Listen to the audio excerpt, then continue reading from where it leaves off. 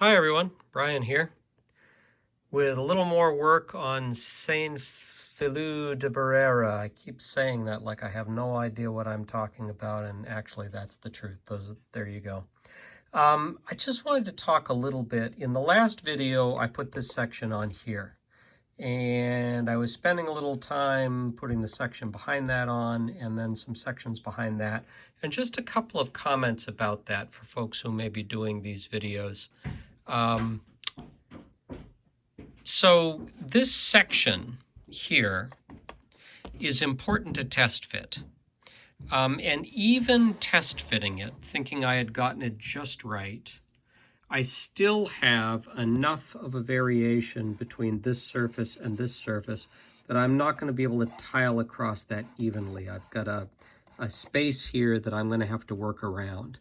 So I'm going to end up looking online to see, was this actually constructed separately from this, such that the roof tiles are actually distinct, which would make it easier.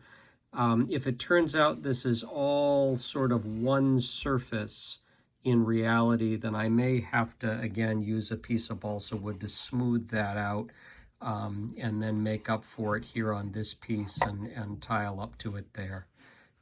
So just a little variation there. I also found, as I was putting this together, that the roof piece here didn't quite go up to the edge there.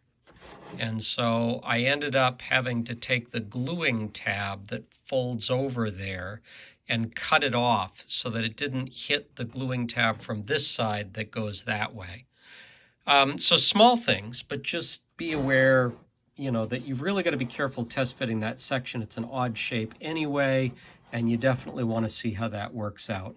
Now, the other thing I wasn't aware of, because I'm new to paper models, as I began looking at these curved areas here, my first thought was that I would do this little section over here. And so when I put the piece together for that and test fitted it looked like it was too small for what was printed on the base. And so I got to thinking, well, something's not right there. Maybe it doesn't go all the way in here. Maybe it's supposed to be, out to here, or maybe it lands against the other curved section next to that. And so I took the next section here and I began to look at that. But when you look at the base shows this notch here and kind of indicates that the stone you're going to use on the back lands somewhere inside of that. And so then you get to looking at the photo instruction sheet that comes with it. And it does seem to indicate here that there is an indent there, and that you're going to put some stones on the side there, and so it lands inside. So why is that deceiving? Well, it's deceiving because the lines here that indicate this is all covered go all the way to the edge. And that doesn't seem to be the case. What they seem to want you to do is to come in here and land this about like that, so that some of those diagonal lines are still exposed there. And in fact, when I was playing around with this and fitting it in right, that seems to be the case. So I came in here with my trusty metal ruler and just created lines, there and there to give me something to land against that will work. Now, the other thing that, if you've never worked with paper models before, you might be unaware of, here's a tour of my workshop, and here is an ironing board with a soft surface. If you come in with a flat piece of paper and you take a brass rod and you roll that rod across the paper, roll it back and forth like that, putting pressure down, you are going to curve the paper naturally. And if you do that enough and you use different diameter rods, eventually you're going to get that piece of paper to curve to exactly what you want it to be for the space you're fitting on. And that's a whole lot better than taking a flat piece of paper and trying to glue one side of it and then force it around and glue the other side. Much better if it's close or all the way to what you want it to be. So I want to keep rolling this until I get it to the point where it is fitting perfectly within that space. And then what I'll do is I'll glue this in place, and then I'll begin experimenting with this one to understand where is it supposed to go. When you look at the base here, it kind of indicates that this gluing strip on this side should probably glue right onto the edge there and leave a little space between the two. But the question I'd have to ask myself there then is how wide are the tiles? And am I essentially going to be inserting the tiles in there to fill up that space? So I'm not sure. I'm not sure what that looks like. I'm going to have to take a look at the finished models. I'm going to have to take a look at the building itself and try and figure out what that looks like. So sometimes with these models, you've got to think about what is the build going to look like, and what do I want to construct and what don't I, so that I give myself wiggle room if I find out things don't fit exactly like I thought. Here's another example of this. If I spin this model around, I could take that foam piece that I cut out right here and I could lay it right in there.